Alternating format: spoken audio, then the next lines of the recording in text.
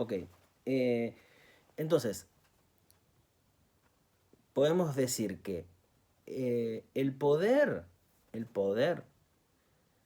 va a privilegiar siempre el uso mayor de la lengua y va a generar una literatura mayor.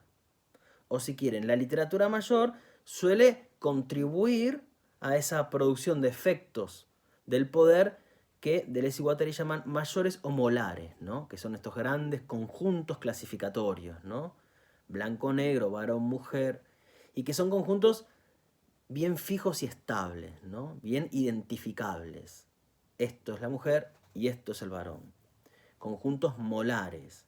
Conjuntos molares también son la infancia, adolescencia, adultez, o el estudio y el trabajo, o el trabajo y el fin de semana. Son formas de clasificar la realidad en términos molares.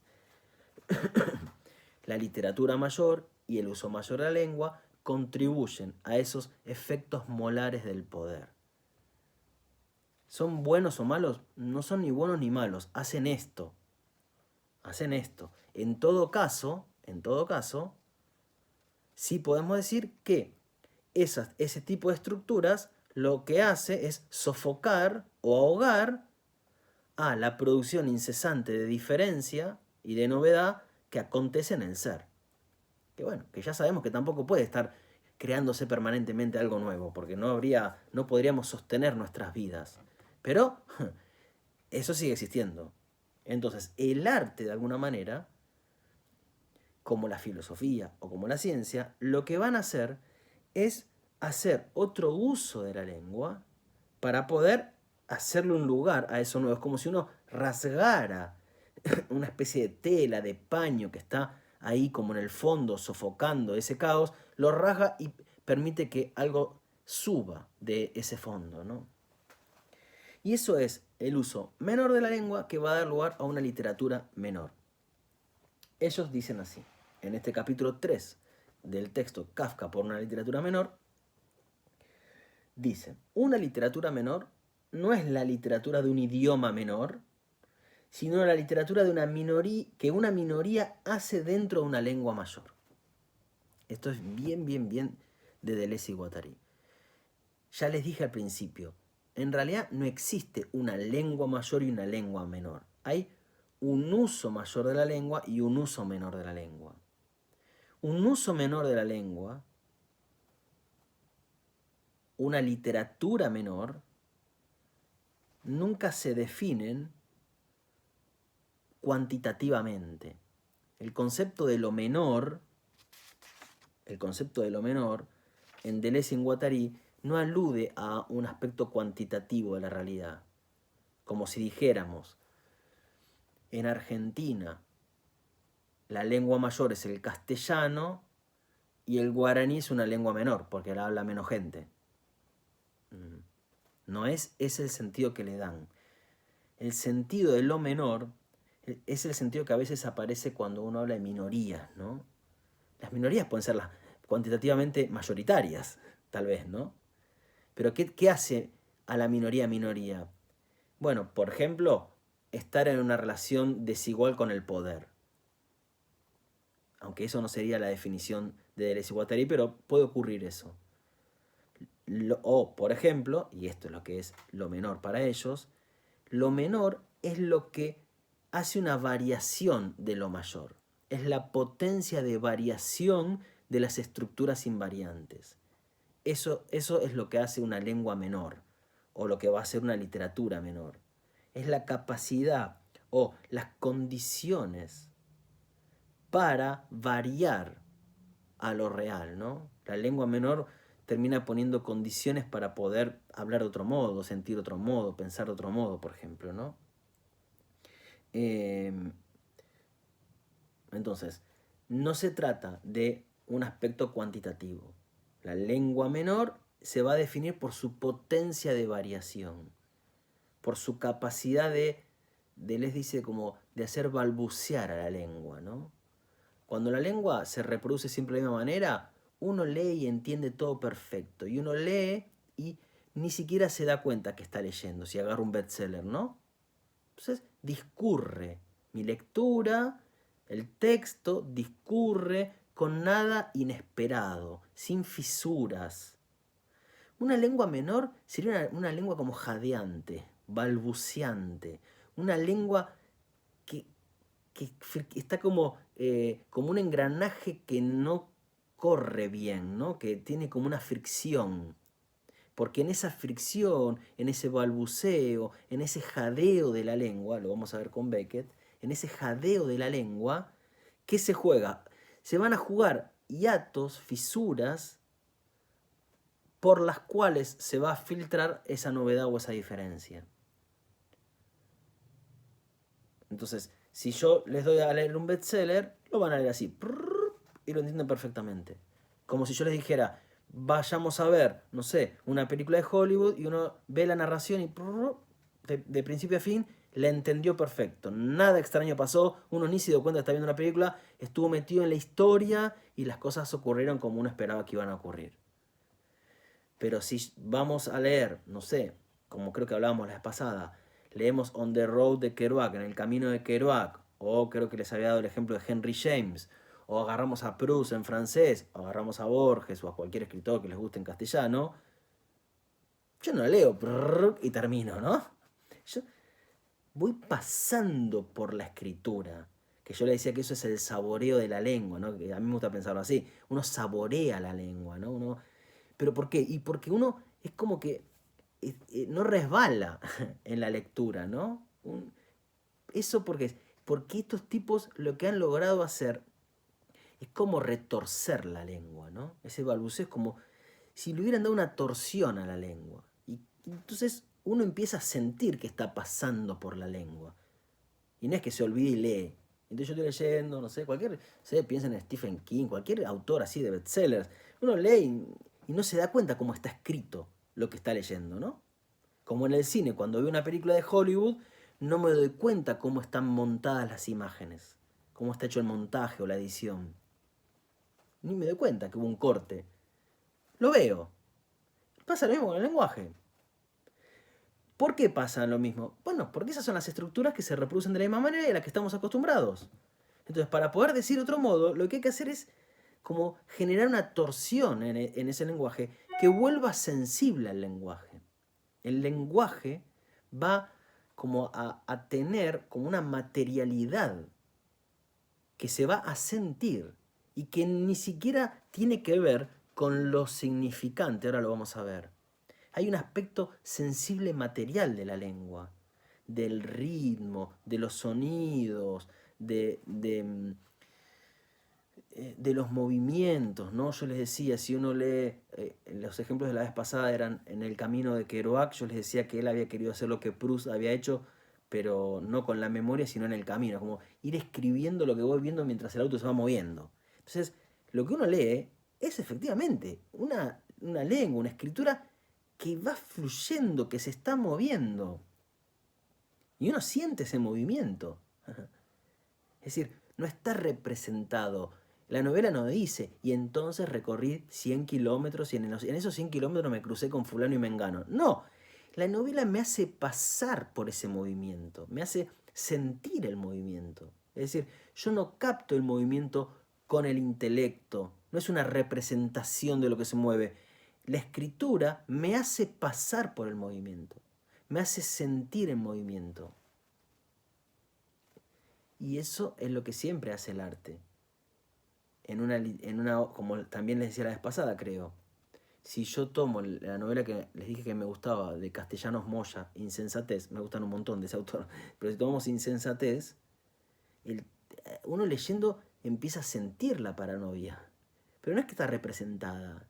El escritor o el narrador nunca dice, y entonces fulano se sentía paranoico. No, la escritura me hace a mí como lector sentir lo del personaje. Eso sería la literatura. Eso es el arte. Es decir, estoy sintiendo otra cosa. Y lo mismo pasa con el cine. Yo siempre digo, el buen cine, como cualquier arte, es el que me hace sentir. Pero sentir no es una representación en mi cabeza. No, lo siento en el cuerpo. Me hace sentir lo que siente el personaje, ¿no? El tedio, el miedo, la alegría, el placer, no sé, la excitación, cualquier sensación que no es simplemente representada. Bueno, ¿cómo se logra eso? Se logra haciendo un uso menor de la lengua, sea una lengua escrita o audiovisual como en el cine. Bien, ¿vamos bien? ¿Sí?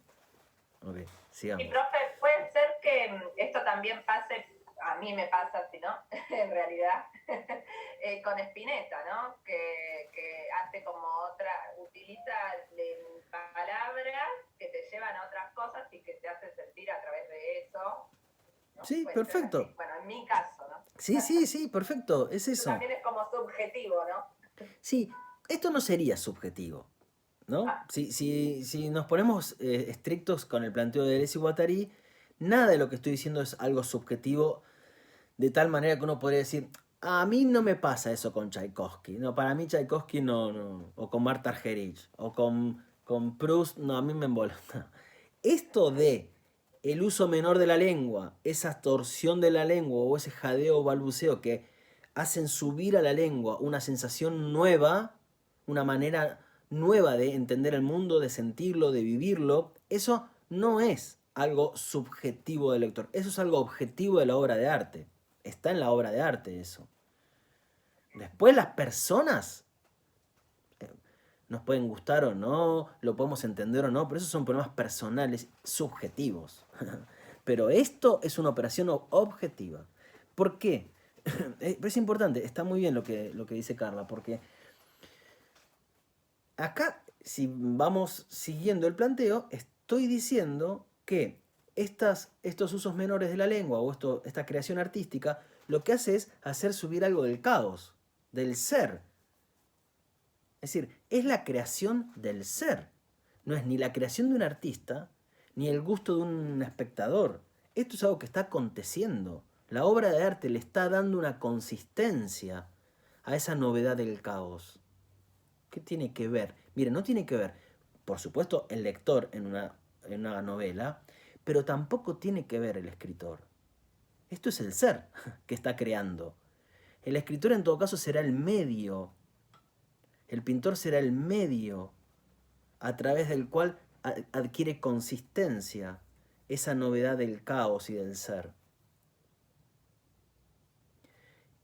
Y esto se repite cuando uno...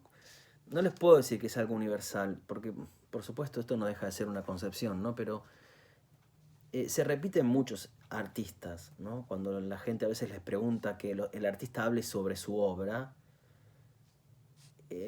muchos responden, yo no sé más que ustedes de mi obra, ¿no? Es el ejemplo que me parece que hablamos la vez pasada de Esperando a Godot, ¿no? Cuando Beckett escribe esa obra de teatro, que fue muy revolucionaria, porque una obra de teatro se supone que es un drama, es decir, son acciones, y en el teatro como mayor son acciones psicológicas, de problemas psicológicos, además burgueses. Este tipo pone a dos casi mendigos en una especie medio de páramo, medio desierto, con un arbolito medio seco, hablando, esperando a un tipo que tiene que llegar, que se llama Godot, y son como 3 horas y pico de obra, y nunca llega Godot, y nunca pasa nada. Y como 3 horas que no pasa nada, como en el teatro no va a pasar nada, tienen que pasar cosas. Entonces, esperando a Godot. Y Godot, ¿no? ¿Quién es el tipo que tiene que llegar? O sea, algunos críticos decían, claro, Godot, God, es Dios. La obra habla de la ausencia de Dios y el absurdo del... Señor Beckett, usted quiso decir que quien no llega nunca es Dios, ¿no? Porque es Godot, God, y Beckett decía, si yo hubiera querido decir Dios, hubiera dicho God, hubiera dicho Dios, no, Godot. No sé por qué no llega, yo no sé más que ustedes por ni quién es Godot, porque los personajes no saben quién es Godot. Entonces, justamente, la obra que tiene que hacer, ponerme a mí como espectador en la misma experiencia del personaje de estar esperando algo que no llega. Y eso es lo que importa de la obra. Y no importa quién es Godot. De vuelta, eso es pensar que la obra de arte tiene un sentido oculto, tiene un sentido que hay que descubrir y develar e identificar. Ah, era esto. La pregunta metafísica, ¿qué es? ¿No? ¿Qué es la obra? ¿O cuál es el significado? ¿No? A veces hay un error típico, ¿no? De de todos, ¿no? Que es uno, no sé, lee un libro. A mí me pasó cuando empecé a ver cine, ¿no? Así como cuando descubrí que había otro cine que veía cuando era adolescente, de Rambo y de esas cosas.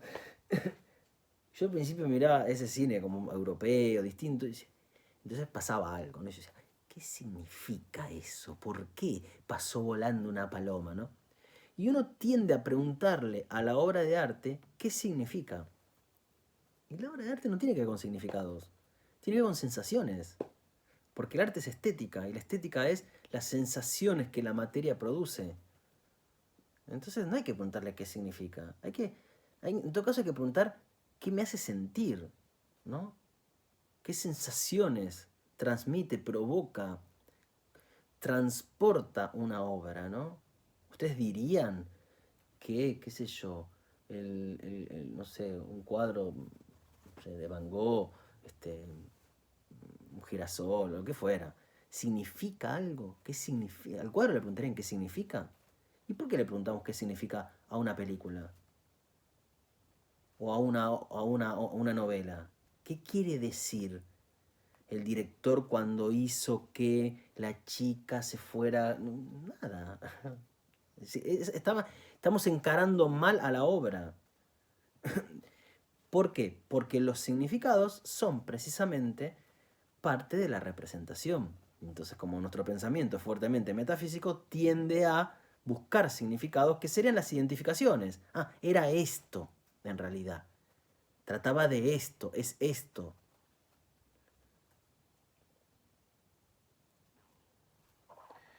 Bien.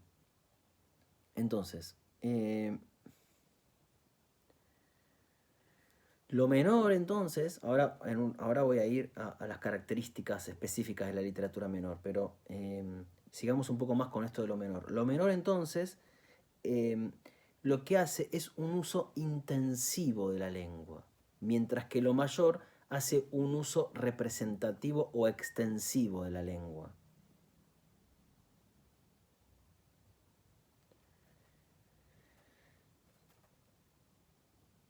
El uso extensivo de la lengua, el uso representativo de la lengua, es esto, ¿qué significa? Es buscar los significados, las imágenes, las representaciones. El uso intensivo de la lengua es este uso material que yo les digo, que es pensar a la lengua a partir de las sensaciones que provoca, no de los significados que representa, ¿no? El uso intensivo de la lengua es un uso intensivo y Deleuze y Guattari van a decir asignificante, asignificante.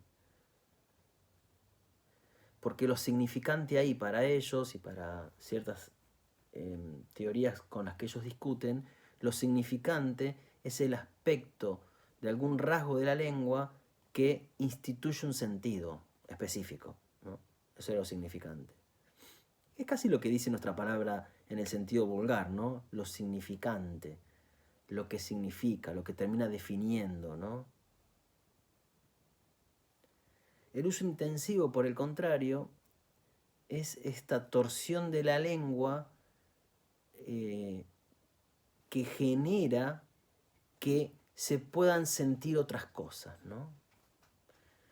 Esa torsión, ese balbuceo del lenguaje, tiene como grados, ¿no? Uno puede, como les decía, leer En el camino de Kerouac o leer, no sé, algún libro de Henry James, y uno ve un estilo, ¿no? Ve una sintaxis distinta. Yo les decía, vayan a Henry James y vean una típica frase de él, ¿no? Que es larga, larga y el verbo tiende a estar al final. Entonces uno va y cae la frase. Es como si se sostuviera hasta que cae, ¿no? Eso es una sintaxis, que capaz que gramaticalmente no hay nada errado, pero la sintaxis le ha hecho esa torsión de la lengua, ¿no? O uno puede agarrar a On the Road, o así como tantos escritores, ¿no? Lo que yo les decía de Proust, ¿no? Uno lee a Proust y es la proliferación, ¿no? Se va, y después de 50 páginas vuelve al principio, ¿no? O uno puede encontrar, como en un extremo, casi la desaparición de toda sintaxis, ¿no? O una extraña sintaxis. Y hay escritores que han llevado hasta ese borde a la lengua, que sería casi el borde del caos, ¿no? Porque si el caos era ese movimiento incesante en el que nada permanece, ¿qué sería la lengua de ese caos, ¿no? ¿Cómo sería una lengua que fuera pura variación? Dije, el uso menor de la lengua es la potencia de variación. Ahí, con Kerouac hace variar la lengua. Entiendo otras cosas o siento otras cosas a través de esa nueva sintaxis de Kerouac. Ahora, ¿qué sería ya no un uso menor, sino la pura variación? No la potencia de una variación, sino la lengua en tanto variación. Y hay autores que han llevado la lengua ahí, que nosotros vamos a ver tal vez la semana que viene. Por ejemplo, Beckett, ¿no? Beckett tiene textos, cuentos, o qué sé yo qué, porque no, ni puedes saber si es un cuento eso. A veces son cosas muy cortitas, que en donde la sintaxis o lo que sería la escritura mayor desaparecen. Por ejemplo, un caso extremo es su novela ¿Cómo es? La próxima lo vemos. En ¿Cómo es? Que es una novela, ¿eh? Gordita, no es una cosa así, pero es una novela. Hay 3 partes, pero en todo ese texto no hay ni una mayúscula, ni un punto, ni una coma, nada. Lo único que hay son oraciones que forman párrafos de, en algunos casos, 3 renglones, 4, y hay un espacio en blanco, pero después no hay ningún punto ni nada. Entonces, cuando uno lee, vamos a leerlo. Espera, así se los muestro. Sería el caso extremo este, ¿no? Acá está, ¿cómo es? Miren, vamos a leer las primeras páginas. La próxima vemos Beckett, les cuento bien Beckett, todo, pero solo para entender este uso menor de la lengua, que sería la variación a partir de una sintaxis otra, que sería el estilo del escritor, y cómo hay casos extremos de esto, en donde ya ni siquiera es variación de lo mayor, es la variación en tanto variación, que sería propiamente esa lengua que va acompañando los movimientos incesantes del caos, ¿no? Miren esto. Se llama ¿Cómo es? ¿Cómo es? En castellano, ¿cómo es? Bueno, hay una versión en francés y en inglés, que es como escribía Beckett, ¿no? Lo vemos la próxima eso. Pero miren, empieza así. Primero, a ver si llegara a ver, no hay comas, no hay nada. Esto, no hay mayúsculas. Entonces, yo lo voy a leer en voz alta, o lo podría leer así como para adentro, y cuando uno lee necesita hacer pausas. La pausa es esa sintaxis, ¿no? En cuanto yo hago una pausa, significa una manera. Si la hago un poquito antes, un poquito después, va a significar otra cosa. Yo ahora no voy a poder leer el texto, porque en la oralidad voy a tener que respirar. Y justamente de eso se trata el texto, como si fuera un texto escrito para ser leído en voz alta, ¿no? Porque y acá está la materialidad de la lengua, lo que yo les decía, el aspecto asignificante de la lengua, que no es lo que significa, sino hay algo material, pero material. Respiro cuando hablo, cuando estoy leyendo, ¿no? O mi cerebro tiene que hacer una pausa, mi neurona tiene que hacer una pausa para seguir entendiendo o recuperando en la memoria lo que voy leyendo. Entonces, acá está lo material de la lengua, y lo material, lo asignificante de la lengua, es lo que va a terminar definiendo qué dice el texto. ¿Cómo era, cito, antes de pim, con pim, después de pim? ¿Cómo es? 3 partes lo digo como lo oigo. Vos al principio fuera cuacuá por todas partes, después en mí cuando termine ese jadeo sigue contándome, termina de contarme invocación. Instantes pasados, viejos sueños que vuelven o recientes como lo que pasan, o algo siempre y recuerdos los digo como los oigo, los murmuro en el barro. En mí los que estuvieron fuera cuando termine ese jadeo, restos de una voz antigua en mí, no la mía. Es decir, toda la novela es esto. Claro, ahí hay como un plano de representación todavía. Uno va a empezar pero como a vislumbrar un cuerpo que se arrastra en un barro, que es como ese barro del caos original, ¿no? Hay pedazos de representación, pero está destruido eso, ¿no? Y hay otros textos de Beckett que en la próxima lo vemos bien. Les quería leer esto para entender lo que es ese aspecto asignificante de la lengua, ¿no? Y siempre está eso. ¿Cómo poder, cómo olvidar o cómo hacer a un lado este aspecto material de la lengua en la literatura? Que no solo llena hojas, sino también en el lector, en la experiencia de quien lee, lo pone en una posición material. El texto tiene 1000 páginas, no sé, En busca del tiempo perdido. Son 7 tomos. Uno los agarra y los apila y es una pila el libro. Entonces, ya hay otra temporalidad de la materia. Las frases, por ejemplo, voy a En busca del tiempo perdido de Proust. El tipo empieza, ¿no? Y como es la memoria, y la memoria son como asociaciones que se van disparando, involuntarias, ¿no? Yo recuerdo cuando estaba en mi abuela esto me llevaba esto otro, y esto me llevaba esto otro, y el té, y la magdalena, y esto, y compra, y recuerdo, y recuerdo, y recuerdo. Cuando me levantaba a la mañana y mi abuela me traía el té. Y esa vuelta tuvo, como les decía antes, como 50 páginas. Entonces, eso me lleva también a mí a una materialidad de no puedo cortar en el medio. Es como cortar un movimiento, como si un músico de repente, no sé, Spinetta hiciera unos acordes y de repente frena. No, seguí tocando, si no, tengo que seguir escuchando. ¿No? O ponerle pausa a una canción en el medio. ¿No? Bueno, esto es lo mismo. ¿No hay algo material en eso? Claro, después hay representación. No quiere decir que no hay representación, no quiere decir que no hay aspecto significante de la lengua. Pero no va por ahí la creación, no va por ahí la literatura propiamente. No se genera creación, y esto en sentido estricto yo creo que Deleuze estaría de acuerdo en decir, no se genera literatura por el plano de la representación o por el plano del aspecto significante. ¿Se genera qué? Reproducción de lo mismo, pero no novedad. La novedad viene por esa materialidad. Que vuelvo a decir lo que habíamos hablado cuando hablamos de Heráclito. Nunca se trata entonces de negar la identidad, de negar lo estable, es decir, destruyamos toda identidad. No, porque también nos pasa que estas formas de vida que somos necesitan de las estructuras estables. Lo que pasa es que no está allí la vida.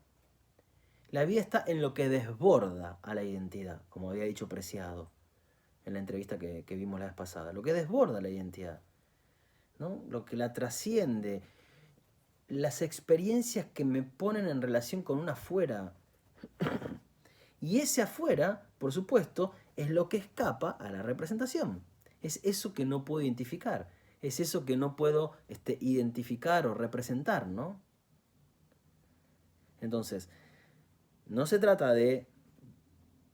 Hay experiencias extremas, como las de Beckett y algún que otro autor, que en la lengua parece que se ha deshecho, ¿no? Parece que quedan como unos jalones, como una cosa si uno rasgara una tela completamente y quedaran los hilos desilvanados, ¿no? Como desarmar una trama. Hay experiencias de ese tipo, pero que son experiencias extremas que solo están dando cuenta de ese aspecto de la lengua que se relaciona siempre con su afuera y no con una interioridad, ¿no? Que es un poco lo que la lengua mayor ha definido. Bien. Ok.